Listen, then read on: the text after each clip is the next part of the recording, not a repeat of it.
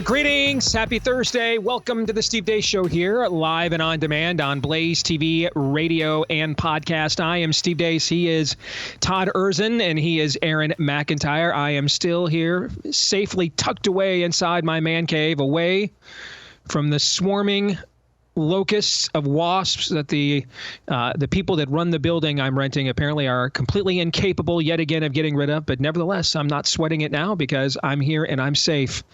And I'm still on the wall, albeit in a much more protected environment. Todd and Aaron are still there because I don't care about them. No, it's because they're not allergic to bees. By the way, how many have you guys seen since I vacated the premises? Zero. None. Yep. Satan? I'm going with that. I'm going with Satan. Going with Beelzebub.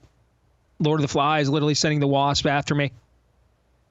Because you guys all saw the wasps, right? I didn't make those things up. They weren't figment of my imaginations. You guys were killing them, defending me, protecting me. That all happened, right? That occurred. Todd is very uncomfortable. I saw one. Yep, I did. Killed it. Okay. All right. You did. On my behalf. You went full Mr. Miyagi. You plucked that thing out of the air, and then you punched it. It was pretty badass. Got to give that up to you. That happened. It was cool. So it must just be me. It must just be me. But I've run into that a lot in my career. It's just me. It's just, I'm the problem. It's just my way. Coming up here today on the program, Theology Thursday, we will get back into the book of Romans. I think we start chapter 4 this week. So be honest, guys. Did you think we get to chapter 4 or 3 full chapters of Romans by the end of the year, let alone by the end of August? Did you guys think we'd make that happen? No. It took about 5 months. No. Didn't think it was going to happen. No? I didn't think it was going to happen after the first 2 weeks, but then we kind of, once you, and I think you recognize that that's why we went to a full hour as well. So that lets us breathe a little bit. So yeah. Yeah, that has helped making it a full hour. So we will get to that coming up in the next hour of the show. Speaking of biblical worldview stuff, best-selling author Jonathan Cahn is going to join us here at the bottom of the hour. He's got a brand new book out called The Dragon's Prophecy. We will talk to him about that coming up at the bottom of the hour. Don't forget, if you're a proud American, make sure you are ready for, that's never going to happen here, guys. This is America. How many times has that happened over the last few years? I mean, we have, pardon me, we have the Democrats. I mean, they used to bristle at being called Marxists and communists and socialists. They are now openly running. The Kamala Walls ticket is openly running on Marxism. The taxing of unrealized gains, meaning the taxing of money you have yet to and may never actually liquidate and receive, is as Marxist redistribution as it gets. I mean, that is the kind of stuff you want to kill American capitalism. You want to kill the stock market. You want to kill people's investment portfolios, people's retirement funds. You want to kill people's private home equity. That will do it. All right. That will do it. So make sure you're prepared with our friends at My Patriot Supply. Get their 3-month emergency food kit just in case they fortify another election. Food kit serves a whopping 2,500 plus calories per day, keeps you well fed, ready for anything. There are so many different options as well in terms of main dishes, sides, plenty of protein to keep you healthy too. Breakfast, lunch, dinner, even drinks and snacks. It'll stay good for up to 25 years with proper storage. It ships fast and free as well. And you get it for $300 off. When you go to preparewithdace.com, get the mega 3-month emergency food kit at My Patriot Supply for $300 off when you go to preparewithdace.com. Again, that's preparewithdace.com. And now let us begin with Aaron's rundown of what happened while we were away. What happened while we were away brought to you by another known wolf. 4 are dead and at least 9 injured after a 14-year-old gunman named Colt Gray opened fire at Appalachia High School in Georgia yesterday. He was taken into custody by authorities. The FBI quickly confirmed Gray was on their radar after he made threats to shoot up an unnamed school last year when he was 13. The FBI tipped off local authorities who paid a visit to the boy's father, but no further action was taken. During a rally yesterday, Kamala didn't waste time politicizing the tragedy. Let us finally pass an assault weapons ban and universal background checks and red flag laws. Because we are clear on that point. It is a false choice to say you're either in favor of the Second Amendment or you want to take everyone's guns away. I'm in favor of the Second Amendment, and I know we need reasonable gun safety laws in our country. Yesterday was supposed to be the date of the first debate between Trump and Biden or Kamala, but the latter didn't want to, so Trump held a town hall with Sean Hannity on Fox News. She was the border czar, whether you like it or not, but even if you don't want to use that term, she was in charge of the border. It's the worst border in the history of the world, not just here. There's never been a country that allowed 21 million people to come in over a 3-year period. There's never been. And 21 million people, many of whom are from prisons, many of whom are murderers and drug dealers. Russian President Vladimir Putin said Thursday he wants Vice President Kamala Harris to win the U.S. presidential election in November and not former President Trump. Speaking at the Eastern Economic Forum in Vladivostok, Russia, Putin reiterated his previous remarks that President Biden had been Russia's preferred candidate in the race. CNBC took businessman and billionaire Mark Cuban to task on Kamala's plans to tax unrealized gains. Well, of course, but okay, so what I told them was if you tax unrealized gains, you're going to kill the stock market. They realize that's the issue. I can't repeat it enough. Even though she's not directly conflicting the Biden tax plan, to her value proposition is we need to tax everybody fairly. I'm starting from the Biden plan as a starting point, but that's not necessarily her ending Mark, point. let me just say, I appreciate you calling in, telling us what you're hearing on these fronts. That's great. But as you've said yourself, you can't speak for the vice president. These are things they're telling you. Who knows what they're telling other people? My guess is they're telling anybody who's donating to them exactly what they want to hear at this point. What matters is what they say publicly and what they will stick to. No, absolutely, positively not. Right. Let me just be very clear. I don't know. Like, why do you think that they're telling you the truth and not telling other people other things? Well, if they won't say it publicly, say it publicly. Tell all of us so that we can hold you to it. I get it, but you've got to get the details right. You can't just. Yeah, but we have 60 days till an election. Like, you're asking people to take a flyer. Even if it's the day before the election, right? Even if it's the day before. Look, the next question is, the second thing I was going to mention earlier. I just don't want everybody to trade on what we think and what we feel and what we think may happen. Point exactly. Just tell us. Greg Locke, pastor of Global Vision Bible Church in Mount Juliet, Tennessee, was the victim of a drive-by shooting Tuesday night. While his home was riddled with bullets, no one was injured. According to a social media post that Locke shared during the early hours of Wednesday morning, the shooting took place moments before he and his family pulled into the driveway. More than 50 rounds were fired. One of his children was home at the time, but fortunately was not in an area of the house hit by the bullets. Local authorities all but confirmed Locke's account and were on the scene at his house into the wee hours of Wednesday morning investigating. And finally, the Daily Wire's Matt Walsh has released a new clip from his forthcoming movie, Am I Racist?, where a prominent so-called anti-racist educator gave him the devastating news that his 3-year-old daughter might be a racist for liking Moana. My daughter's 4 years old. I am an anti-racist educator, quote unquote. She's still watching Disney movies, and she is choosing a white princess over princesses of color. Have you talked to her about that? All the time. My 3-year-old daughter is her favorite princess is Moana. Love it. It's a good sign. Yeah. But then I also thought, there's a little bit of cultural appropriation here. She wants to be Moana for Halloween. Mm-hmm. So how do we navigate that? Do I go and buy the Pacific Islander native attire for my white 3-year-old? I wouldn't.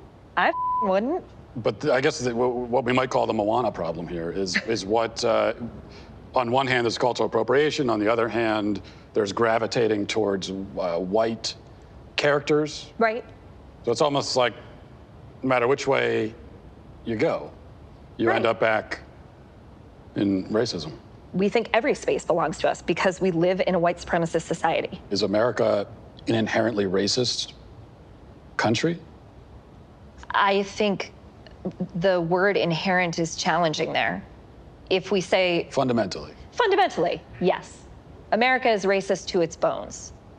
All of the... So inherently. Yeah. That is a clip from Matt Walsh's new movie, Am I Racist?, in theaters September 13th. And that's what happened while we were away. So we were just talking before Aaron's montage again about taxing unrealized gains. And I mentioned, how about your home? I mean, there's a lot of us sitting on a lot of equity right now. And that's all well and good. Homes on my street are selling for nearly twice what I bought this house for in 2006, where I'm broadcasting from right now. That sounds great. Can't find a buyer. But hey, they're going to tax you for that gain that you have yet to realize anyway. That's what we're talking about with unrealized gains. That is as Marxist as it gets. It'll destabilize an already destabilized real estate market. This might be the most challenging real estate market in American history. When you look at the inflated prices, you look at the current interest rates, the current level of taxation, the current cost of living. Make sure if you are going into this market, first of all, Godspeed. Okay.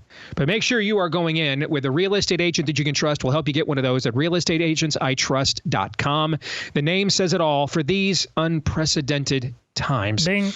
Make sure you've got an agent that we would recommend to you. Why would we recommend this person? Because we vetted them. And we made sure they had a long-standing track record of success. And a lot of times they're going to be agents from right here in the Blaze audience as well. So if you're just trying to get across town or across the country, but ultimately you want to get to the finish line and you want to do so with the dub, let us help you with an agent that can get you there. realestateagentsitrust.com. Again, head over to realestateagentsitrust.com. Let's discuss a few things in Aaron's montage. And, you know, we have just said this on this show, guys, so many times the last few years, but another encapsulation. I want all three of us to discuss this for a second. Another encapsulation about where we are as a country is that clip from CNBC with Mark Cuban. So here we have the man, all right, self-made billionaire, throwback to America, to you know, an America of yesteryear, Indiana University grad, nice school, but it ain't Harvard, okay? Not Oxford, all right? It's not even Stanford, okay? Indiana University grad, comes out of the Midwest, pulls himself up from his bootstraps, makes something of himself, becomes a billionaire, hosts a show called Shark Tank, where people come in with their hopes and dreams, and he's got no problem for years to their face just crushing them because it's not going to work. The numbers don't work. It doesn't add up. Sorry, kid. Good, better luck next time. Next, right? And the woman on the network has to say, well, let's just not, respond with emotion here. What's actually true? Guys, you see where I'm going with this? I mean, that clip right there in your montage, Aaron, where the woman is like, hold on here. I mean, you're hysterical, basically. I mean, you're overreacting, way too emotional, all right? You're making this about you. It's not about relationships. I mean, there are people's livelihoods here at stake. It's not about your feelings. People's retirements are at stake. People's home values are at stake. That's the most the most urgent purchase, if not lucrative purchase, any American, most Americans, 95% of Americans will make in a lifetime. And you're over here, well, I talked to them and they made me do this and they rubbed my belly and taught me this. No. And the woman is like, relax, take a chill pill here. She gives him the Jimmy Cagney grapefruit to the face. Okay. Slow your roll. What's actually true here? What's objectively true here? While the man who in another era took himself from Indiana University grad to multi-billionaire global celebrity is out here with the feels. Okay, guys, I mean, that before we even get to the policy, does that clip not speak so much to the spirit of the current age? Well, yeah, I mean, of course. I mean, he is one of the kings of the sports pros after all, so of course he thinks emotionally about everything. That's what, and she's just doing, hey, I got my spreadsheet out here. Yes. I mean, this is, again, it's not a bit. This is my point.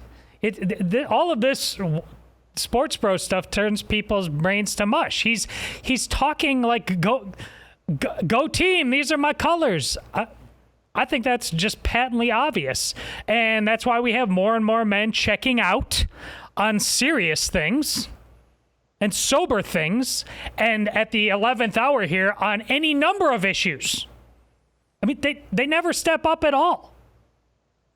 I'm not shocked by this in the least. So, not sure if anybody heard that coming over through our return from Dallas. So sorry about that, but we'll continue on for the rest of our audience.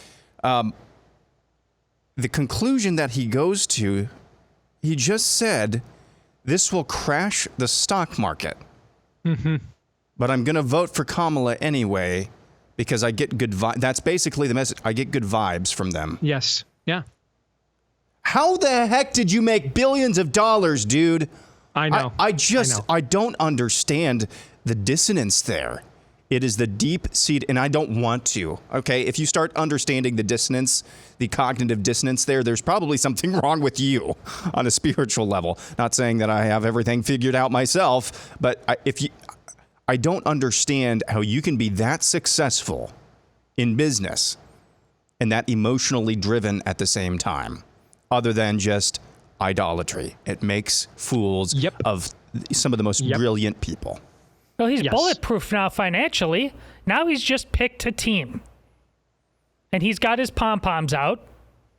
And that's it. It's not, it was something different then. But this is, I love that scene from The Rainmaker.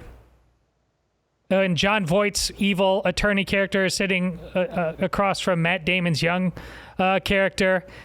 And Matt Damon is just getting trucked all over the place. But he hits the pause button for a second there, and he says, "Do you even remember when you first sold out?" This has nothing. This is the thing, though. It has nothing to do. Mark Cuban, from a business sense, to your point, Aaron, made his money, couldn't have possibly sold his soul in this way. Just like all these other businesses, they made their money and then they went full DEI and all of that stuff.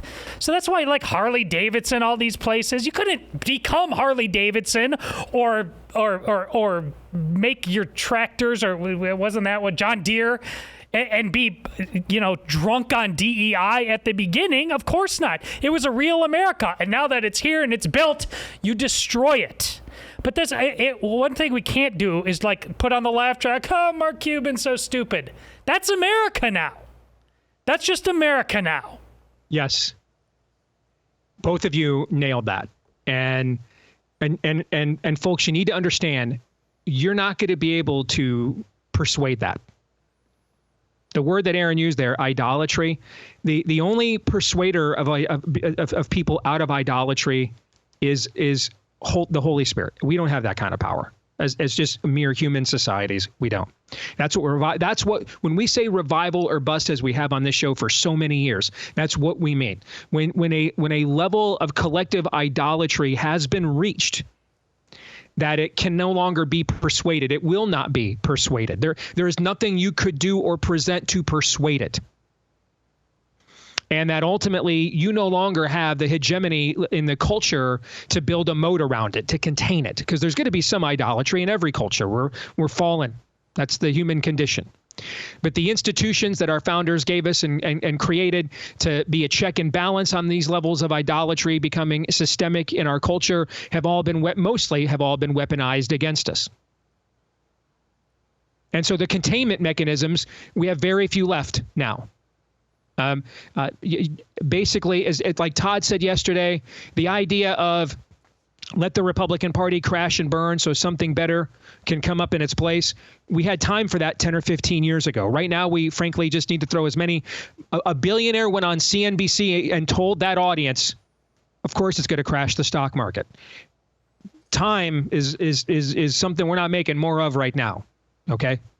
The Democratic Party is running openly on Das Kapital, openly. We're going to tax unrealized gains. We're going to tax you for money you have not received and may never receive, and redistribute that wealth to the people who did not take the risk of purchasing that home that you did, who did not take the risk of starting that business that you did, and therefore de-incentivize people to make these kinds of capital purchases, which will only destroy the macroeconomy in total. No, we're out of time now. That's what revival or bust means. We're out of time for long-term systemic plans, and we'll get them next time. We're got. Revival or bust means you've been got. That's what it means. And so you throw as many speed bumps up as you can. I mean, we had Greg Locke on this show earlier this year, and a not insignificant for our very first long-form evergreen interview. And a not insignificant segment of this audience was very angry that we gave him an audience. They just dropped 50 rounds of artillery into his house. 50 rounds. No. Greg lives in Tennessee, by the way.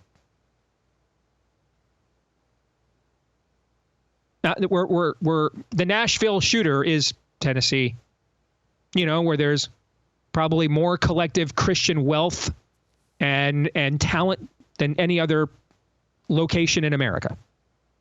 We're out of time. I mean, the signs are there. Okay, the signs are there. Time is up now. The containment breaches. Here's all that is left now. Is to try and turn as many red states as red as we possibly can. But time is up now. Time is up. To that end, I want to just say this too. I continue to be impressed with the Trump campaign. I mean, they're not missing moments. They're seizing them. Putting Trump on Fox News the night he was supposed to debate Kamala for the first time on Fox News last night. Inviting her and she doesn't show. Completely dominating the headlines. Nice move. Trump said something I think very important during that town hall last night. And if any of my friends that are working for or with or know the former president are tuned in, tell him that this is from you, not me, so that he'll actually keep doing it. All right. But Trump said something I think very important last night in that town hall. He said, listen, you may not like me. You don't have to. We can't continue on like this. Hate me later. Hate me later all you want. But we have to stop this. This has to be stopped. If we stop this on Election Day, you've got plenty of time to hate me for the next 4 years, basically. But if we don't stop this on Election Day, you'll wish you could have your hatred of me back. I would bottle that message right there. Right there. To me, that's his version of, are you better off than you were 4 years ago? That's his version of hope and change. That is, to me, guys, that is almost creedal in terms of how you can come up with something that acknowledges what the true moment is in self-awareness. Like, I don't think he could even run on Make America Great Again anyway, because most of us don't even know what greatness is compared to where we were even in 2015 and 16. What could he say that would capture the reality of the moment and move voters? To me, guys, I don't know what you think. To me, that's it right there.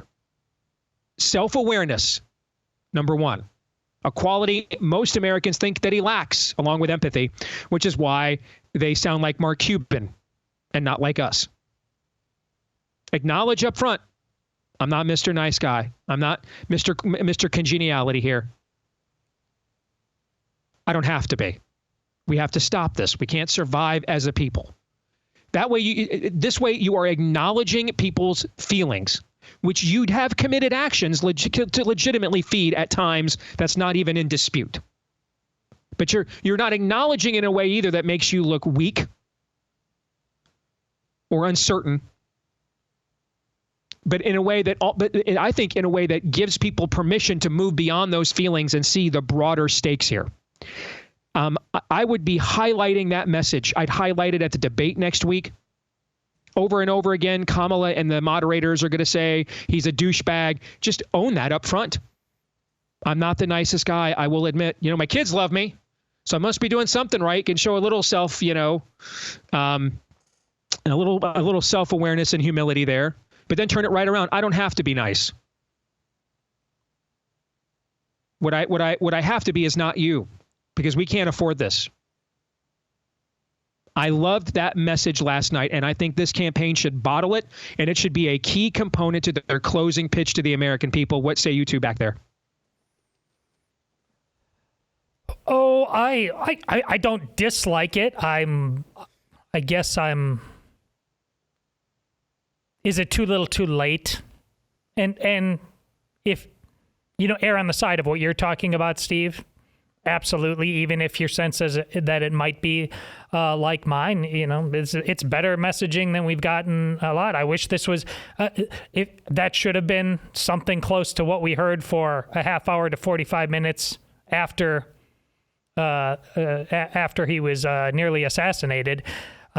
So I just, what does it take for him to stay on this kind of message, and not only publicly with people, but it would help.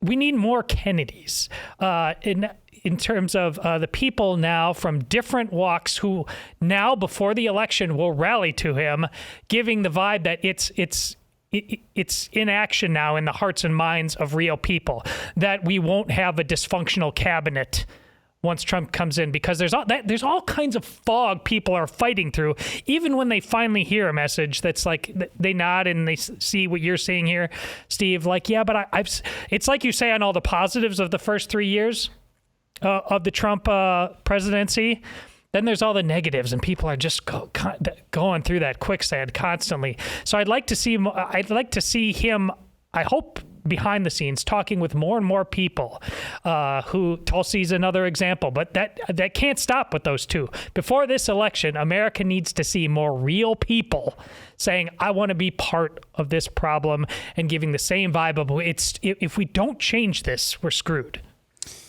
Yeah, I'm kind of with Todd. I don't hate the message. I still think the name of the game is depressing her base as much as possible, as much as you possibly can.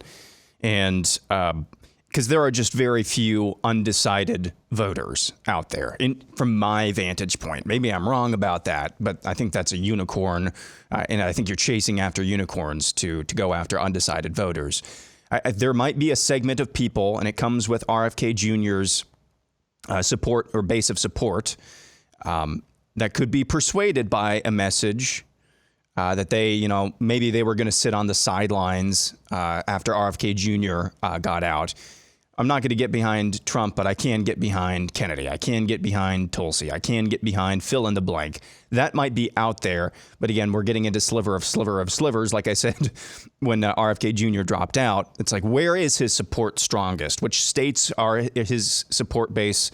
Is his support base strongest? And that's just really, really tough to gauge. So, as far that messaging, I'll give it this. It beats out, weird tweets at 2 a.m. from the toilet, from the golden toilet on Trump Force One. It beats that. It's a presidential message. And so as a baseline, I think that's okay. And I think that's a fine message. Yeah, I think we are dealing with slivers, man. I mean, I think we're dealing with 1 point of suburban women here, 1 point of non-college educated white males here. I mean, I do. I think we're dealing with 1 point of Hispanic men here or there. I mean, I think we're dealing with that level of sliver. And I think that's why you see, and that makes everybody's strategy make sense. It's why you see Kamala, campaigning in New Hampshire and Minnesota, right? Okay. And it's because I think everybody right now, and that this could very well change by midnight on Tuesday next week after this debate. That has every possibility of being an earth-shattering event as the first debate on June 27th, that one between Biden and Trump was. One last thing I wanted to say really quick is the irony of, on the very day the Department of Justice drops an indictment against a conservative podcaster, Lauren Chen, as accusing her of essentially being a Russian asset, and maybe unwittingly dragging other conservative podcasters into what she is alleged to have been a part of. I find it fascinating on that the exact timing of that indictment is when Vladimir Putin endorses Kamala Harris for president. At the exact same time, they're trying to resurrect, this is all Russian collusion again. Putin himself comes out and endorses Kamala for president. I mean, the timing of that, chef's kiss stuff. Can't beat that stuff. I mean, I just couldn't write a script like that if you tried. All right. By the way, over the years, I had the Russians try to contact me numerous times. I just ignored them all. Maybe I'm still too much. I'm no fan of, let's all die in Ukraine, but I'm still a child of the 80s. Nothing good comes from talking to Russia, tank. That's kind of where I came from, so I never responded. But the idea that this comes down, DOJ's big Russian hoax, collusion redux, and then Putin endorses Kamala, priceless.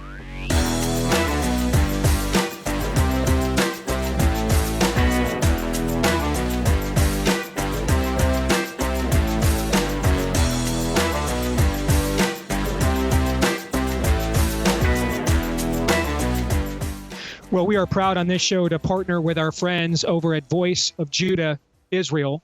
which aims to inspire evangelism, discipleship, and church planting right there in the Holy Land to bring the gospel back to the place that the Lord originally brought it through to the rest of us. And the harvest is plenty over there, but the workers are few. The fields are ripe right now. You have one of the youngest median age populations in the industrialized world. I know Israel's critics on the right like to point out, well, look how secular it is. Look how pro-abortion it is. Look how pro-rainbow jihad it is. Well, that actually creates a very unique opportunity for the gospel to take advantage of that kind of situation. And so this is the moment right now, Voice of Judah believes, that we can really impact the nation of Israel for Jesus Christ, where our faith was born, and they use a ton of humanitarian outreach to help the Israeli people as well. If you want to be a part of this effort to seize the moment to not just empower the Jewish people, but also to give them the most empowering message in the history of the cosmos, the gospel, partner with our friends over at Voice of Judah Israel. You can learn more at their website, vojisrael.org/Steve, VOJ for Voice of Judah, vojisrael.org/Steve. Again, head over to vojisrael.org/Steve. Well, he is a multi best-selling author, and his latest book is out now. It is called The Dragon's Prophecy, and we welcome back to the show Jonathan Cahn, Israel, the Dark Resurrection and the End of Days. And Jonathan, it's good to have you back here on The Blaze, brother. How are you? Great to be back. Great to be back, Steve. And we're waiting for the sequel to Nefarious. I mean, we are. Thank you very much, brother. We are this close to finishing a major funding deal for that project, and we are hoping we're going to be able to bring that to everybody next year in 2025. So thank you for the kind words. Appreciate that. Yeah. So tell us what sets this book apart from your other bestsellers, Jonathan. Yeah. This is the only book I've ever written that totally goes into the realm of what the Bible says of end time prophecy that's actually relating to events that are happening now. I didn't plan on writing this book, Steve, and I was literally interrupted by everything that happened in Israel, but also really the Lord interrupted me. And I've never written a book where I'm writing things and they're coming true as I'm writing them, and I had to keep on rewriting it. And even after I finished, it kept happening like that. So this is really opening up the realm of what's behind all these events that are taking place. The Bible says there's a spiritual realm behind it. And when you remove the veil, I believe the Dragon's Prophecy is about removing the veil. You see all the things that are really explaining what's really happening, and also where it's going and how to get ready for what's happening, what's coming. So the dragon specifically is a term often associated with the end times, right? Go into that. I'm guessing that's why you put that there in the title. Yeah, well, actually, as I'm praying about what to write, I see in my mind's eye this dragon. Well, it's from Revelation. In Revelation, the Bible speaks about the dragon being a symbol of the enemy, of the one we call Satan. It's actually a Hebrew name that exists to destroy the purposes of God. And then, on the other hand, in that vision, you have a woman who has 12 stars around her head, and she represents Israel. So Israel exists to accomplish the will of God, the kingdom of God, Messiah, all that. So you're going to have a war, and that's exactly what's there. And when you look at human history, it's been a war. Look at Jewish history. You can't explain it, even up to this day. What happened in Israel right now, there's a war against it, and it's from ancient times to modern times. It never ends because it is actually supernatural. And I'll tell you, one of the mysteries in the book, actually from the Bible, actually ordained there would be an attack on Israel. It would happen in the year 2023, would happen in the month of October, would take place on a Sabbath day, a Saturday, happen on a Hebrew holy day, would happen on the first Saturday of October of 2023. This is actually there, and I actually was sharing about this mystery the day before the attack happened. This may even enable us to know future events and when they will happen, because basically God's in charge. So what do you think is the future then, where this war in particular is concerned? Yeah. Well, the future, the Bible actually gives prophecies concerning the end times. And, one of them is, actually what we just saw, like we saw not just what happened in Israel then, but what happened all over the world after that. The spread of anti-Semitism, there was actually the widest outbreak of anti-Israel hatred that I believe has ever been in history. And I mean, as far as the spread of it, and the Bible says that, when it talks about the end of days, and listen, Steve, I was an atheist before I saw the prophecies of the Bible, and then, I couldn't argue with it. But the Bible says, you'll know you're in the end of days when, number one, there's an Israel back in the world. Well, it's back. It's here. That number two, when all nations are focused, obsessed with Israel, we got it. It makes no sense, by the way, a nation the size of New Jersey, and number three, where the nations are actually going to rage against Israel, and ultimately leading to what the Bible calls Armageddon. There's going to be a war against Israel. Israel's going to be attacked. Well, what we saw, people say, well, how can that ever be? Well, all nations. Well, you saw the shadow of it already. When you saw all over the world this hatred that erupted, and among the young, which is the future generation. So all these things are linked to actually biblical mysteries, on top of the fact that the Bible says that in the last days there'll be a great falling away from God. And when you have that, you have the influence, something fills the gap. You've got evil coming in, and that's where you have the dragon coming in. So really, we're generally and specifically, we are accelerating to that day. A pivotal figure in your book, I want to make sure I pronounce this correctly, Tsar Paros. Do I have that right? That's close. That's close. It's pretty good. Tsar Paros, but that's close. Yeah, the Tsar Paros is actually an entity mentioned in the Bible that is a spirit that it says it wars against Israel. And it says that this being is going to war against Israel, linked particularly to the end times. Well, Israel came back into the world, and so you have this entity. Now, what does it mean? In Hebrew, the word Tsar Paros means literally the ruler, master, or general of Iran. It actually names the nation Iran. Now, and so we know the nation Iran is the same nation that it was back then. And so what it's saying is, in the end times, when Israel comes back, there's going to be a spirit moving, impelling the nation of Iran. Now, this spirit is about destroying, annihilating Israel. So it's no accident. What we're seeing in the world, Iran is specifically mentioned, why Iran has become the most anti-Israel nation. It's not an accident. The Bible basically is laying it out there. And it's not an accident that Iran is the nation that is behind Hezbollah, behind the Houthis, behind Hamas. October 7th happened.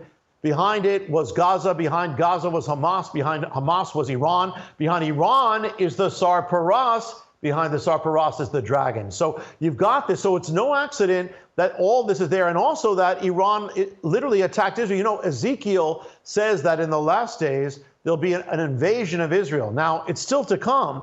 But he names nations. And the amazing thing is, and one of them is Iran, the amazing thing is that virtually every one of those nations that he names had a part in October 7th. Iran then, is prophesied to attack Israel. It actually, for the first time ever, launched an attack direct on Israel just this year. So really, things are accelerating as more than I have ever seen it. And it's going to include Iran. It's going to include actually the whole world. You are not unaware that we are having a major argument on the American right now about maintaining an alliance with Israel. And one of the disclaimers that those who want to, at the very least, diminish that relationship, if not abandon it, is that our relationship with Israel is what is attracting this Islamic animosity to the United States. And that if we were not with Israel as blatantly as we are, that would simmer down the way that nations like Iran and Syria and others in that part of the world that have been known harbingers of terrorism for decades, it would cause them to not see us as much of a threat. Now, my counter to that has always been, regardless of what your eschatological view of this is, how about a historical view? Israel wasn't a country for 1,700 years. Okay, or for 1,700 years of Islam, and yet during that period of time, or for 1,500 years of Islam, and during that period of time, Islam went after the Christian West from the very beginning of its infancy, when there was no nation of Israel for 1,700 years, from Hadrian and Titus until 1948, and then also went after us at a time that, frankly, anti-Semitism was fairly well mainstreamed in much of Christendom for centuries. And Islam still saw Christianity as its enemy without any buttress of Israel or even acknowledgement of a country known as Israel anyway. But how would you respond to people who take that position on the right? Because some prominent voices are leading that charge as we speak. Yeah. Well, on one hand, you have from the right, from the left, from everything, you always have, this is always going to rear its head. But the thing is, first of all, listen, it's like saying we don't want Hitler to be against us because he's pretty dangerous, so let's side with Hitler. You don't do that. It's something evil, you side against it. That's number one. But second, on top of that, there's something else that is beyond us. As we said, the war against Israel or the Jewish people has been ages, 4,000 years. It doesn't matter. The names change. It doesn't matter. But the thing, you want to be on the right side of that war. But the other thing is that the Bible speaks about the Abrahamic covenant. And it says that, and this is a law of history, and that is that from 4,000 years, I will bless those who bless you. I will curse those who curse you. America, and you look at this, by the way, you look at every nation that has cursed Israel, they are cursed. Every nation that has blessed Israel is blessed and rises and falls according to what they do. You can look at history through that lens. America, it's not an accident that we have become the most blessed nation. It's because of a number of things. But one of them is we've sought to follow God, at least in the past. Another is we blessed Israel. We blessed the Jewish people. We blessed Israel. That is a law. If you take that out, then that's like the saving grace right now holding America. You might make friends with some terrorists, but you're not making friends with God. And the thing is that, let me give you an example of one of the mysteries I open up in the Dragon's Prophecy that has to do with this. You had the guy, and this is Middle East, but it's America in the end. That is that you have Iran, and you have the president who's named Abraham Raisi. He sent the missiles against Israel. He's the only president of Iran who actually did that. 30 days later, he was struck down dead. And the thing is that exactly what he tried to do to Israel was done to him. This goes on and on and on. So listen, and by the way, if you're a Christian, you got to love the Jew. You got to love Israel. It doesn't mean you agree with everything, but this is the nation through whom came your salvation. Jesus, Messiah, is the Lord of it. He's the King of it. And the thing is, the other thing is when I mentioned, with this vision of the dragon warring against Israel, it doesn't just say that. It says he warred also against the rest of her children. If you are a Christian, a true Christian, you, the Bible says, are a child of Israel. You are linked to Israel, and the enemy who's against them is against you. So, you want to be on the right side of God, and you want to be on the right side, meaning against the dragon. So the thing is, listen, that would be the worst mistake we ever made. You bless Israel. And by the way, not just as a nation, but as people, you bless Israel, you're going to be blessed. I've got about 2.5 minutes. Okay. Where ultimately is all of this leading to in the foreseeable future? And do you think we are literally living in not the end of days, in terms of, we've been living in the end of days ever since Christ's ascension, but the end of days? Yeah, well, the sign when Israel coming back in the world is the key marker. And then Israel coming to Jerusalem 1967, that's a key marker because Jesus can't come back until they are there. Remember, he said he's going to come back when they say, blessed is he. So one is that we are, on one hand, we are watching the continual falling away of Western civilization from God. It's dangerous, a dangerous situation to happen. Number two, you're watching the nations all the more kind of ally against Israel. And if, particularly with America, and Steve, I've written several books warning America on many things. And one is, the harbinger that we are seeing the same signs that were in the last days of ancient Israel when they turned away from God. We're at a critical point. If we keep falling away from God, if we keep moving away, and the election will mean something as well, and if we move away from Israel at the same time, we are in danger. The Bible doesn't mention America as the head of nations in the last days. That's a warning sign. The only thing that can save us is revival and turning back to God. We are in dangerous times, and it's exactly what the Bible said. I have never in my life and I've been studying a long time of this. I've never seen so many signs of the end times, of what the Bible says specifically and generally happening. We are racing. And that's why we need to know the signs of the times. And we also need to be right individually with God. And that, again, that is why I believe God interrupted me and said, you got to write this book, which I've never written a book about the dragon's prophecy for this reason. So the times are late, but we have to be strong. The name of the book is The Dragon's Prophecy from Jonathan Cahn. I know a lot of you had read his books, Israel, The Dark Resurrection, and the End of Days. It's good to see you again, Jonathan, and thank you again for the kind words on Nefarious. We are working on it, brother, and wish you well as always. Thank you. Thank you, Steve. Always great to be with you. And our family is waiting for that movie. Ah, well, tell them the book is maybe everywhere, but we're waiting for the movie. Maybe about another year, maybe, but we're getting there. Okay. So thank you. All right, thanks. Okay, take care. God bless. So several of you have said to me, why don't you bring Daryl Cooper, who was this historian that Tucker put on his show that blew up the internet, because that's what we need 8 weeks before an election we're trying to win is we're running against people that have been trying to label our candidate as literally Hitler for 10 years. So let's have a retconning on our biggest platform of Hitler. Okay, that wasn't on my get out the vote to-do list, but here we are. Well, why don't you bring him on your show? Actually, I would reverse that challenge. And Tucker has a far bigger platform than I do, far bigger, and he's earned it. And I think he's, like I said yesterday, is arguable. He's the most important voice that our movement has produced since its vanguard with Rush. I think he's at least in that conversation. Wouldn't you love to hear, Jonathan Cahn has written multiple best-selling books. He's one of the most successful Christian authors alive today. Why don't we, instead of putting Daryl Cooper on this show, why don't we put Jonathan Cahn on that one? And let's hear them go back and forth. I think that would be very worthwhile, guys. I mean, clearly Tucker has demonstrated a consistent strain of alliance with Israel or skepticism. I think that would be a fascinating conversation to hear them go back and forth. What do you guys think? Oh, I don't disagree, and I think both men are capable of doing what this kind of debate is supposed to be about. It's not being about, am I going to totally marginalize you or am I going to totally accept you? It's about, let's flesh this thing out. I'm all in. Aaron, you down with that? Let's just ask some questions. Asking questions. Funny how that only kind of goes one direction these days. Yes, it does seem to happen a lot. Hour 2 is next.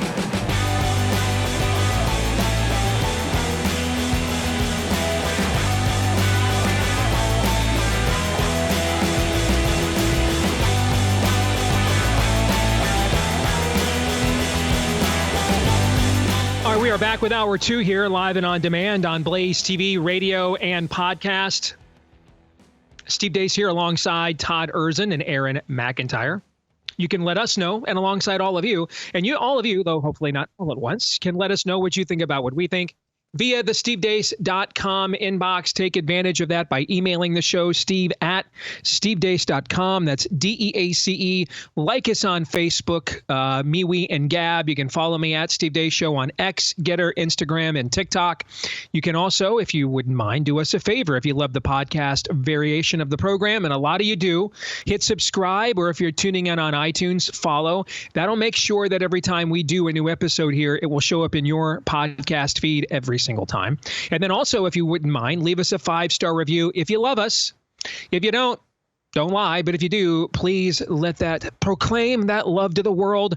And thank all of you that have done that for us already as well. We appreciate each and every one of those. Our friends at Jace Medical want you to know that they are very, very concerned about where things stand, where medicine is concerned. And I know a lot of us are too. And we didn't even know about Jace Medical until COVID. And that was a company that came to us and said, hey, we've got this product called a Jace case. And it's just supposed to be a backup of existing medications. But after After what we just saw, the federal biopharmaceutical industrial complex do to a Nobel Prize winning drug like ivermectin, do with a drug that has saved millions of lives over the last 60 years, and hydroxychloroquine, maybe we think there's a social reason for this business as well, broader than just a practical one. And so that's how our partnership with Jase Medical began. And the original Jase case, where you can get some of the most important antibiotics ever discovered by humanity, from amoxicillin to doxycycline and more, that option is still available for you. But over the last couple of years, during the course of our relationship with Jase, they have expanded their portfolio and menu of medications too. So practical things like if I showed up to work in the studio today, I need my EpiPen, right? You can get practical things like EpiPens backed up. You can add ivermectin to your Jase case, by the way.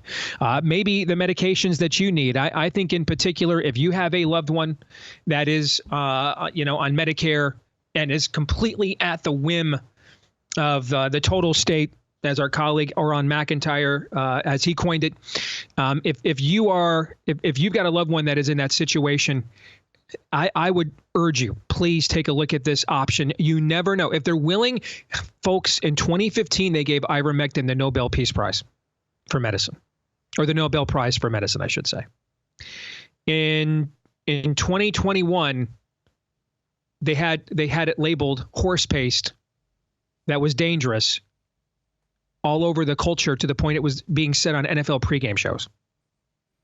That's the system that we have to entrust ourselves to some degree, right? We can't operate on ourselves, right? Can't prescribe drugs for ourselves. To some degree, we have to make ourselves vulnerable to this system and rely on it to some degree. But why not alleviate as much of that risk as you possibly can? You can do that with our friends at Jase Medical. All right, go to jase.com, Jase for Jase Medical, jase.com/Dace, jase.com/Dace. Use the promo code Dace at checkout for the discount. Jase.com/Dace. Use the promo code Dace at checkout for the discount. All right, let's resume Theology Thursday. We are now on Romans 4. Before we go there, Todd, if I recall, you did listen to last week's show when you weren't here last Thursday, right? You did tune in? You had a chance to hear it? I did on my drive. Yeah, listen to the whole thing. It was right. Excellent. So you were not here as we did it was the end of month, and that's always during this escapade when we let the audience feedback determine and their reaction to what we have said or not said in this Romans study thus far, kind of take the lead. So you weren't here to be part of those conversations. Was there anything before we move on? I want to make sure I'm as fair to everybody as possible. Was there anything said at all that you feel like you need to address? Any dangling participles that need to be unchatted? Anything? Or are we good to move on? No, I think the overall theme was that the choices are like no matter what we say, and no matter how much we attempt, the three of us, to put distraction aside, be fearless as Catholics and or evangelicals, and just letting this thing breathe, bringing as many perspectives and as few agendas to the table. I think the choice of the letters, whether on purpose or not, just goes to show that even after doing this for 3 chapters now over the course of even more months, I can't remember what it's been like now, that's how hard that is to do. Because I think we've done a good job of disabusing people, at least of the tendencies that some of the letters still portrayed. So it just goes to show that there's nothing new under the sun with this. We'll continue to do the best we can. We'll continue to answer the letters, but I don't think that's what I got from it. There wasn't any one specific thing, no matter whether the letter was a Protestant or a Catholic, and what the specific thing they were hung up on. But there's just a we want what we want kind of thing. Instead of, as you said, Steve, I think this is interesting, tied into what you said about Jonathan Cahn. That challenge. why not just have him on the Tucker Carlson show, the biggest audience, and let that thing breathe? See, that's what I really believe. That's what I'm trying to do here. I fully believe that's what Steve and Aaron are trying to do there, to fearlessly let this thing breathe, be honest about our own sides without being needlessly territorial, letting God do the work. Of course, every generation, that's easier said than done. Yeah. And, ultimately, the three of us are not theologians. We're, I would call us learned laymen, which is a nice way of saying we know just enough to be dangerous. Okay, so we're also dealing with maybe the densest theological work in all of the Bible is this letter. It is quite possible that it is. It is one of the amount of books we're talking about, the book here that took Augustine, maybe, I've said this for many years, I would argue the most formative name and figure in the post-canon era of the church, at least the first millennia post-canon of the church, and maybe even on into our modern day, potentially, because he was heavily influential on many of the reformers, Luther in particular. This was the book that converted him from a sex cult into becoming that paragon of the faith. That is how dense this book is. And this is every bit as much a critical thinking exercise as it is a theological one. It is we are not necessarily here to settle age-old disputes, because I don't think any of the three of us believe we're qualified to even do so if we wanted that to be the case. But this is an attempt to deepen people's knowledge of the scriptures, regardless of how they render a verdict on some of these questions, and an appreciation for taking on the challenges of the Bible, to stop editing it, to stop watering it down, to stop saying we have to make it palatable, but to treat everyone in this audience as an adult, which means, I was joking about this last week, but I wasn't, I want to make it very clear. I wasn't upset or offended at any of the notes we got, pro or con. They're all excellent thoughts worthy of distinction and discussion, which is why we did so. But that's ultimately what this is. We used to say this much more often on the show, that we're not trying to win an argument, we're trying to start one. There's probably never anything we've done on this show where that mantra is more true than this study. We cannot sit here and presume to be better at this than Luther and Erasmus. We cannot sit here and presume to be better at this than Calvin and Zwingli and Knox. We cannot sit here and presume to be better at this than Aquinas and Augustine and Eusebius and Irenaeus and Martyr. So we're not going to try. What we're going to do is we're going to just open the cage, let the lion out, and let's just see what happens. Fair? That's what we're going to do. Let's begin. Aaron, you want to add anything to that before we move on? You good? No, that's excellent. And I'm glad Todd was not screaming in his car on the way down to Tennessee, was it? Or Arkansas? Arkansas. Glad to hear that.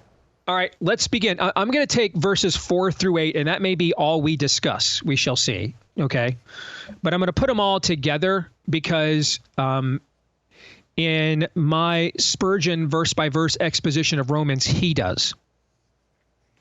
So, all right, so we're continuing on with this theme. Remember, so again, to set the scene here, because it's been a couple of weeks, all right, to set the scene here. This is a letter written to the church in Rome. It was the first truly large, diverse enclave of Christians in the history of the church.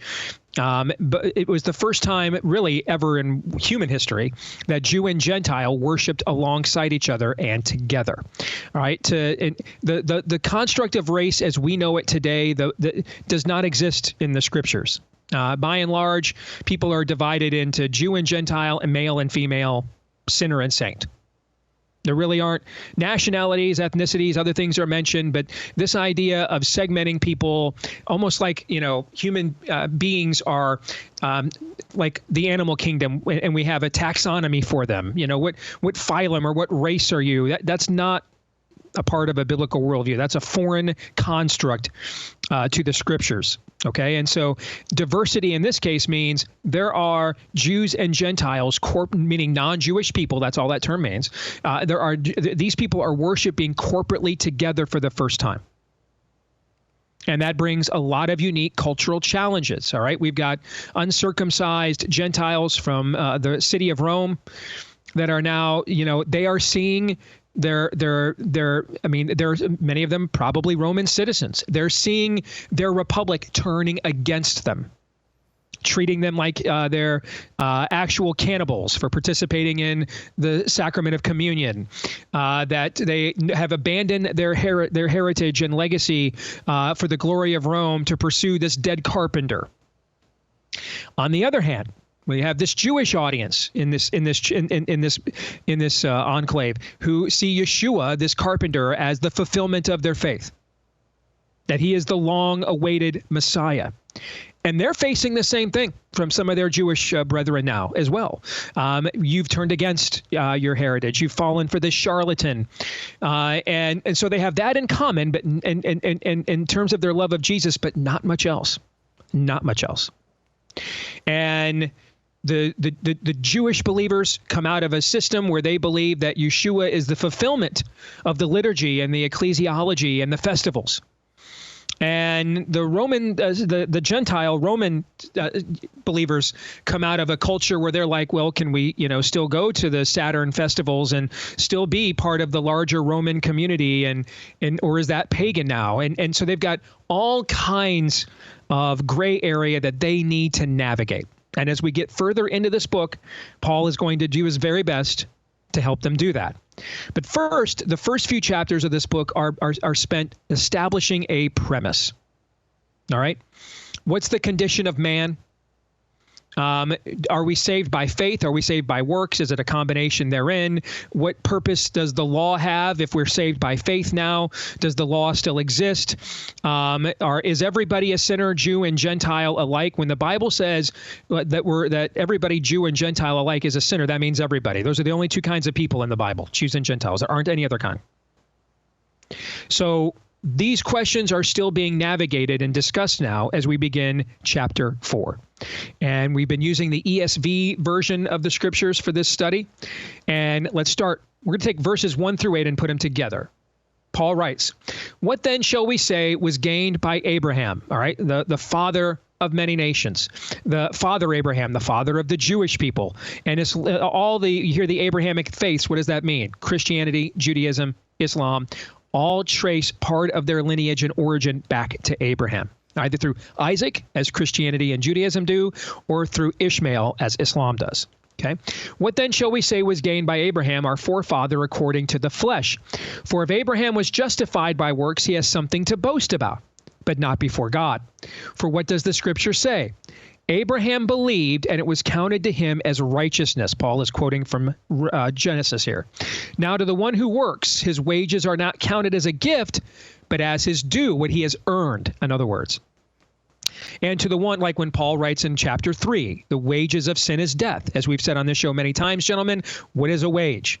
What you've earned, right? Okay, so the wages, it didn't say that the penalty of sin is death, but the wages of sin is death. All right, you earned this. All right, you were, the worker is worth his hire, Jesus says. He's quoting from the Old Testament when he says that. And so when you work on behalf of sin, you have received your reward in full. You have received the wage that you worked for. Okay, so it's in that context that Abraham said, or that Paul says, "For what does the scripture say? Abraham believed God, and it was counted or credited to him," as some interpretations say, "as righteousness. Now to the one who works, his wages are not counted as a gift, but as his due. And to the one who does not work, but believes in him who justifies the ungodly, his faith is what is counted as righteousness. Just as David also speaks of the blessing of the one to whom God counts righteousness apart from works. Blessed are those whose lawless deeds," this is a quote from the Psalms, I believe, "blessed are those whose lawless deeds are forgiven and whose sins are covered. Blessed is the man against whom the Lord will not count his sin." All right, let me stop there. Who wants to go first? Todd, since you weren't here last week, I'll give you first crack at it, or you can pass to Aaron if you want. It's up to you. No, I'm happy to go. The level of biblical exegesis here is profound. Scott Hahn says that this Romans 4 in particular reveals Paul's training as a Jewish rabbi was put to good use in his proclamation of the gospel. In several ways, he shows himself adept at utilizing the techniques and traditions of Jewish theology to expound a Christian vision of salvation from Scripture. This is apparent first in the Jewish techniques of biblical interpretation that he employs. In the initial verses of Romans 4, Paul presents two passages from the Old Testament, Genesis 15:6, and Steve, as you said, Psalm 32, which he treats as mutually illuminating. Modern readers might see these quotations as unrelated, but scholars have noted that Paul is following a rabbinic rule of interpretation known as, and I'm going to butcher this, Gezerah Shawah, which translates equivalent regulation or analogy. According to this rule, two passages that share a significant word in common, often called a catchword, may be used to explain each other. Now, this is where a level of humility that I hope we are trying to, the general theme that I just got done talking about, but how it applies specifically here. Because I've gotten several people over the course of how many months we do talk about it, and anytime we get into the faith works juxtaposition, and many people have come at me, just wait till you get to Romans 8, just wait. And can you go back 2,000 years? Do you think that's what Paul was thinking when he's writing this? Something 16 chapters long, which, by the way, he didn't do the chapters. He didn't do the verses. That came along much, much, much later.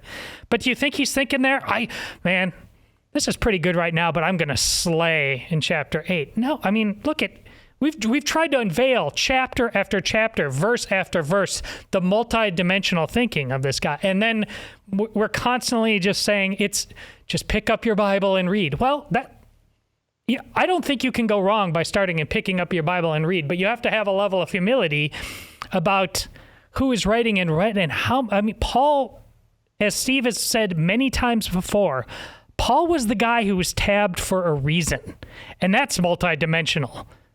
Roman, Jewish scholar. I mean, so I think that's fascinating in and of itself. And secondly, I will simply say, as it applies to this, I said a story a long time ago. I can't remember the context of Abraham.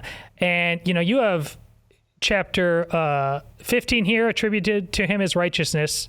Chapter 17, between those two chapters, I think it covers something like a decade when circumcision happens. But then to 22, when you have arguably one of the most recognizable stories of the Bible, Abraham sacrificing his son Isaac.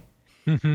And what's first, works or righteousness? And I think a lot of people think, wow, the profound faith that you must have had to sacrifice your own son in the name of God. But, and this is here what I laid out, and I got a lot of positive feedback about that. Steve alluded to the confusing world that these coming up in, surrounded by paganism, and a world everywhere you went where this level of multiple gods, sacrifice. Abraham is working through this thing. He's trying to figure out, he's not just going to like the only God. He's like, okay, no, but you're like the best God initially of all the gods. And ultimately he's getting there to the not only the one true God, the only God. But that path comes through sacrificing his son. He's being faithful.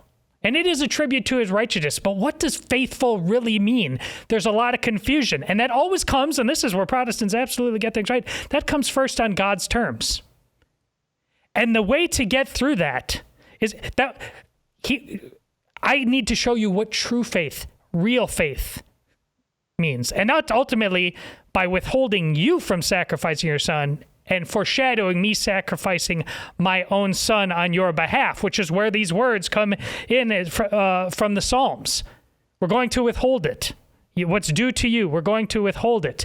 But you're talking about God's character then, an entire world that believes in a sort of works-based righteousness through various levels of pagan sacrifice and all that. The real thing is about God saying, when he withholds his hand, I'm telling you something about me. I am God. All the ways you thought that what God is, who he is, what he does, how they function, or all of them function, I'm absolutely turning on this head. And when we get into our Bible bro stuff back and forth when I say a joke from my mom's basement, but like how much it took that level of duress for Abraham finally to understand that relationship of faith versus works. And I think we take that for granted all of the time as believers on both sides of the fence. If I understand you correctly, I think you just made a very profound observation, Todd. So let me see if I can distill it down a little bit so that I can understand it and make sure the audience does. Are you saying that the level of action and sacrifice that Abraham was willing to engage in by taking Isaac up to Mount Moriah and potentially sacrificing him there? And a lot of your children's Bibles always depict Isaac as like a teenager. He's a grown man at this point, by the way, guys. He's an absolute grown man. So Isaac himself is being submissive here, because his father is very elderly. He could easily take him. He is a grown man in the prime of life.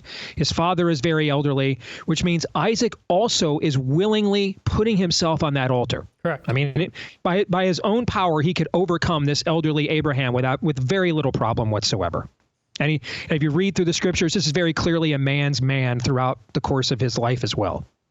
So he himself voluntarily gets up on that altar to be sacrificed. He also, and it takes that level. Are you saying that it takes that level of humility and willingness to sacrifice for your Lord and your God on his behalf to truly understand what faith really is? Is that what you're trying to say? Yeah, you have to keep approaching it, and that's different for each individual, but absolutely. It's not, it can't be sterile. It can't be safe. We have a rated R faith. And this is, again, our comfort is debilitating from a faith perspective. It doesn't give us eyes to see. It doesn't give us ears to hear. As I said, this is clearly, I mean, it happens in the same locale too. It is projecting forward the great sacrifice of Jesus Christ. Mm-hmm. How could Abraham, as you say, Abraham and Isaac, they understand faith and that it's attributed to them as righteousness on some level, but they can't come. That's impossible for them to comprehend. Abraham doesn't walk out of his father Terah's idol-making factory and say, let me call out to this unknown God of the sky, right? God comes to him. God initiates to him. So they understand it on an elemental level. But do they really truly understand it on a fundamental level until they go through this particular work? Is that what you're trying to say? And the pagans obviously have understood and still do to this day on some sacrifice on some level. But that's the thing, that the sacrifice of animals and bloodshed, that's not a uniquely Jewish thing. It isn't. That's happened across the world throughout all human history. A sense of sacrifice. Yes. But again, it's if you just leave it as, if you read the Bible as, well, my goodness, that's all on Abraham, just slaying over there. Well, God, if that was true, he would have killed his son. This is a story about telling God fundamentally who he is. And we can't know that, though, until we come up to the edge of all of our understanding. And as Christians, let's face it, Catholic and Protestant, we keep playing it safe. Are we even close to approaching that line? I know you don't want to, but we don't want to approach any lines anymore. I know the kids our kids are being transed right now. The men are silent. There's demon statues in the Capitol. The men are silent. Aaron, before we get to Dr. Sproul, I want to we'll do that after the break, but I want to get your reaction to Todd's observation here. Yeah, I thought that was a very interesting observation, bringing in the the story of what it was, Genesis 22, I think you said. That's a fascinating observation. And from your perspective, Todd, are you communicating that the presence of actions or works produced the faith that you're talking about? No. Okay. No, I am not. But an understanding of what the faith actually is. And what it requires? And what it requires. And because now we're looking at how Christians read the Old Testament now is with eyes to see, and not just this story, but throughout history, where the Christ story is foreshadowed. So the works absolutely don't produce the faith, but works absolutely produce illuminate it, produce understanding again in ways that just a sterile. This isn't, our faith is not supposed to just be scholarly. Our faith. Listen, Paul, the guy with all of this experience. Remember, before he was Paul, he was Saul, and he went through quite an experience. Lost his sight, road to Tarsus, all that stuff. We know that story. That he did. Jesus just didn't tab him and say, you don't need that. No, you had got to be brought to your knees. And the world needs to see that and understand that. This is not simply a cerebral meditation exercise. It never has been. It never will be. Well, I think that's a good jumping off point to what Dr. Sproul, and we have about a minute left here. And I just want to read this passage from Sproul. In his exposition of these first 8 verses in Romans 4, he actually does more of an exposition of James chapter 2 than he does of Romans chapter 4 for obvious reasons. But just to kind of wet the whistle here, Sproul asks, if before I was a Christian, you had asked me if I believed in God and that Jesus was his son, I would have said yes, but I had no personal relationship with Christ. I had no saving faith whatsoever. It was merely an intellectual assent to an abstract proposition. James writes here in this James chapter 2, you believe that there is one God, you do well. Even the demons believe and tremble. Believing in God is a big deal. All that qualifies us to be is demons. Just the intellectual assent alone. That's a good jumping off point, and we'll get into that more after the break. We did not compare. See this. We did not compare notes before we do this, at all. I had no idea what Todd was going to say. Yeah, no idea. Of course, that's true of this show on most days for all of us. It's true. The only thing we know what's going to be said is when Aaron gives us a rundown of what's in the montage. That's it. And then after that, you find out when we do. All right. More in a moment.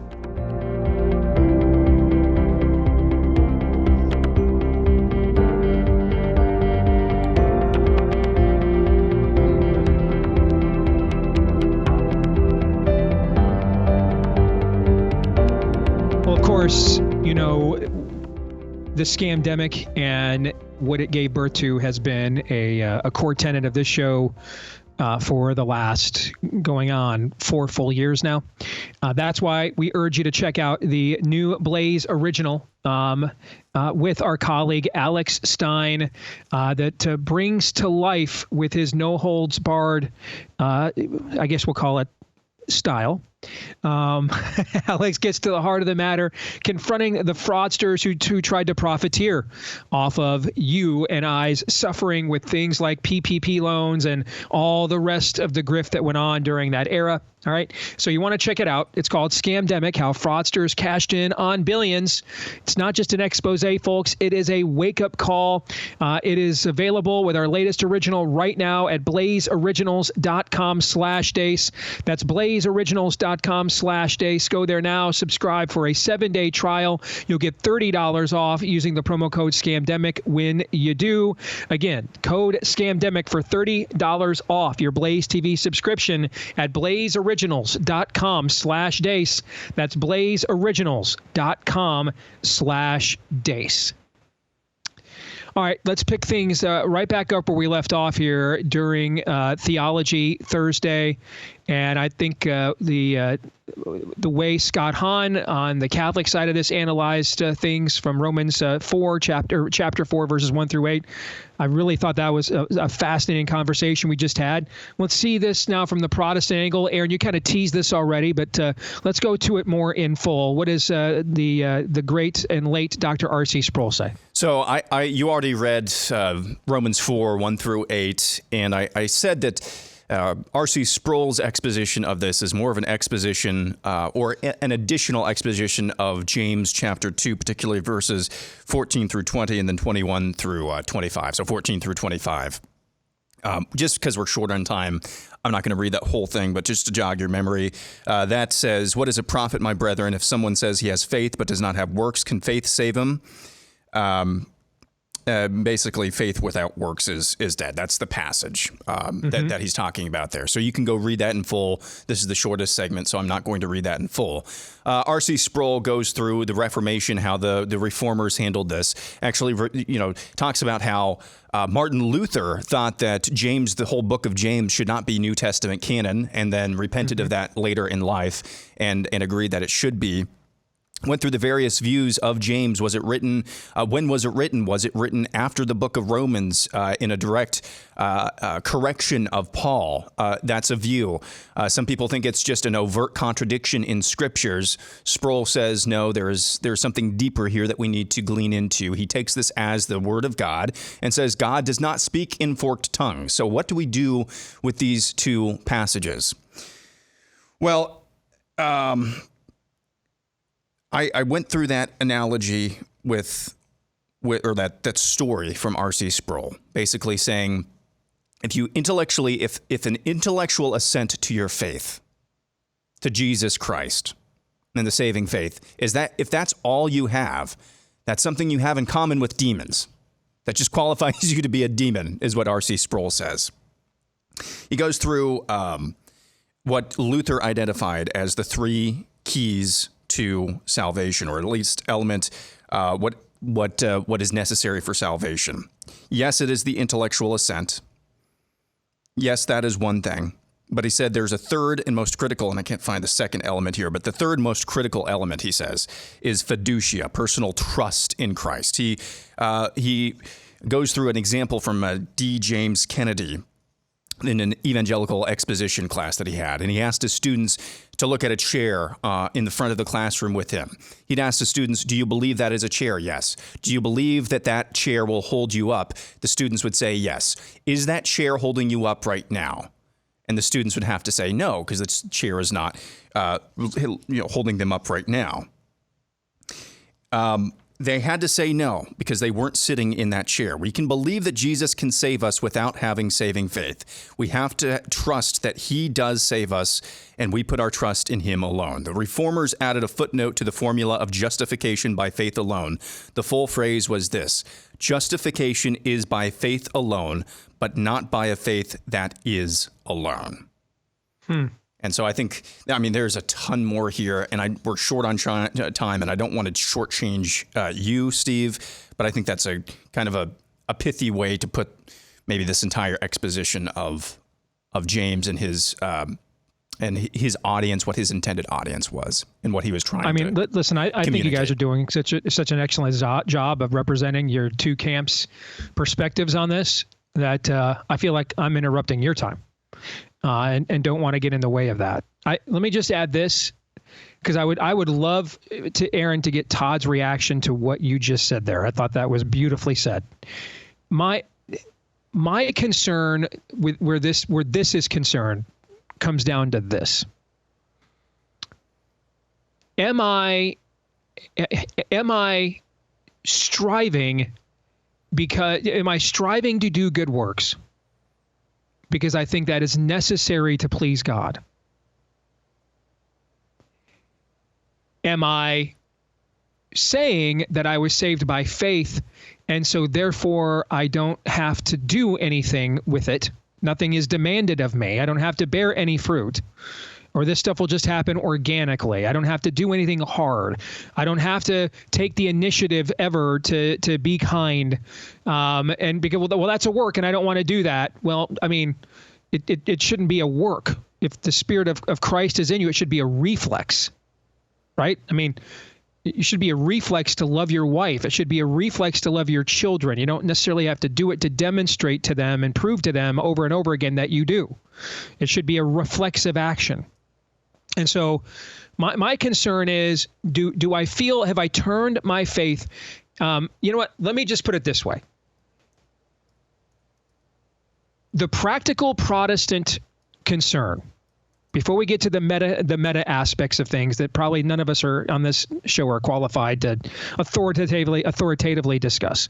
The practical Protestant concern, if you grab the average Protestant, the practical concern they have with saying that justification is not by faith alone, sola fide, of removing that creed, is that we are going to create a bunch of people who aren't really believers, but they went through some kind of system of sacraments and everything else to convince them otherwise, and they lived all week long the way that they wanted to and demonstrated no actual faith in Christ whatsoever, and just showed up and did a few Hail Marys and went to a confessional booth and jumped through some hoops and stood and kneeled at Mass enough and walked out of there, and they're every bit as bound for damnation as they were when they walked in. That's pretty much the practical.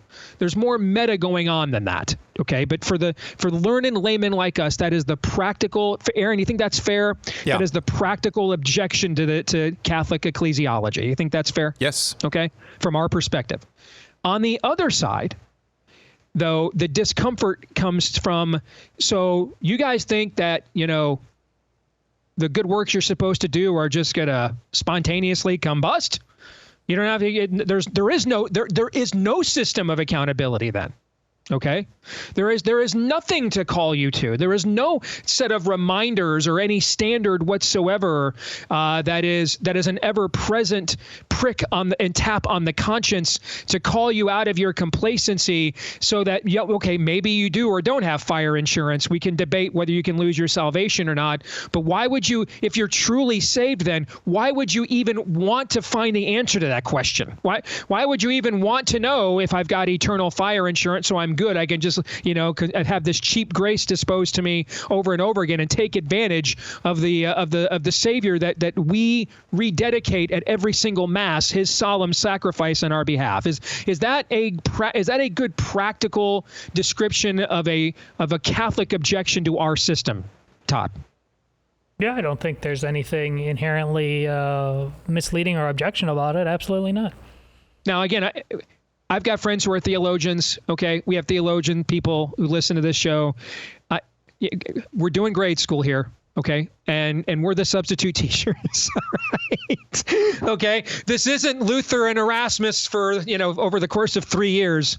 All right, I mean we're not those people. We're not qualified for that. What we're trying to do here is a critical thinking exercise, is to get a large mass of people with various theological persuasions in this audience to understand some of the core reasons and differences for these arguments and distinctions and sectarianisms that have existed for going on 600 years.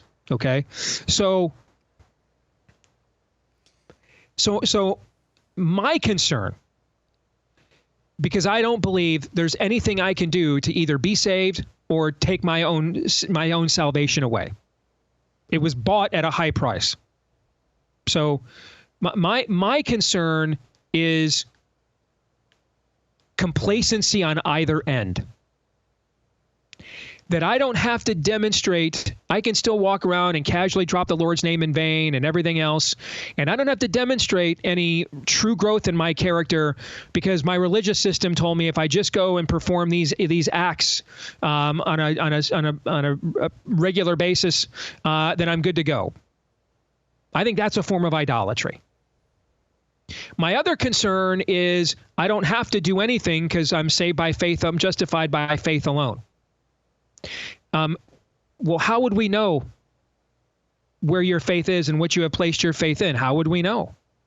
I mean, you can tell your wife, I love you alone as a husband. There is no other woman I want to spend the rest of my life with. But if there are not certain things you perform and do to demonstrate that, how does she really know? You can say it all you want. If you don't provide, if you don't love on her, if you don't protect her, if you don't care about her, if you don't selflessly put her first, if you don't raise the children she bore you with decency and respect, then how would she know? How would she know? Well, that sounds like a works-based relationship. No, I would say it sounds like a relationship. That's what I would say. It sounds like a relationship. She's given you all she can give you. She's given you herself, the most intimate parts of herself. She has given you her support. She has bore your children. She's given you all she can give you. There's nothing more she can give. It's not too much to ask for you to demonstrate your appreciation for what she gave you by then giving those things to her. And so are they justifications or are they demonstrations? What I thought was fascinating by the distinction you drew with Abraham at Mount Moriah, the you being Todd, sorry, pronouns.